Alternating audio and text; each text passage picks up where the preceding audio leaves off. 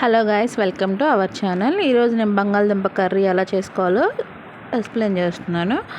ముందుగా ప్యాన్ పెట్టుకొని ఆయిల్ వేసుకొని ఆనియన్స్, పచ్చిమిర్చి, తాలింపు గింజలు యాడ్ చేసుకొని బాగా ఫ్రై చేసుకోవాలి. కొద్దిగా పసుపు యాడ్ చేసుకొని పచ్చివాసన పోయేదాకా ఫ్రై చేసుకోవాలి. ఫ్రై చేసుకున్నాక ముందుగా మనం కట్ చేసి పెట్టుకున్న బంగాళదుంపని యాడ్ చేసుకోవాలి. బాగా ఫ్రై చేసుకోవాలి. బంగాళదుంప అనేది మెత్తగా ఉడకాలి. బంగాళదుంప రైస్లో కాంబినేషన్ కోసం నేను కొర్రల రైస్ వండుతున్నాను.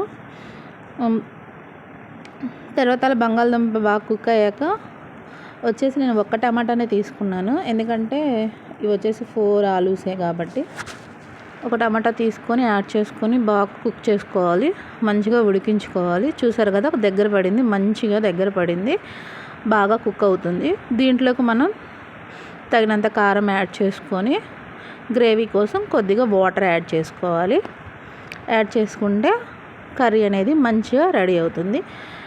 ఎంతో సింపుల్ వేలో ఉంటుంది కర్రీస్ చేసుకోవడం. అందరూ ట్రై చేసుకోవచ్చు, వంట రాని వాళ్ళు కూడా ట్రై చేసుకోవచ్చు. ఈ వీడియో నచ్చితే లైక్ చేయండి, షేర్ చేయండి, సబ్స్క్రైబ్ చేసుకోండి friends. Please support me guys. చూసారు కదా ఎంత బాగా కుక్ అయిందో. కర్రీ అనేది రెడీ అయింది.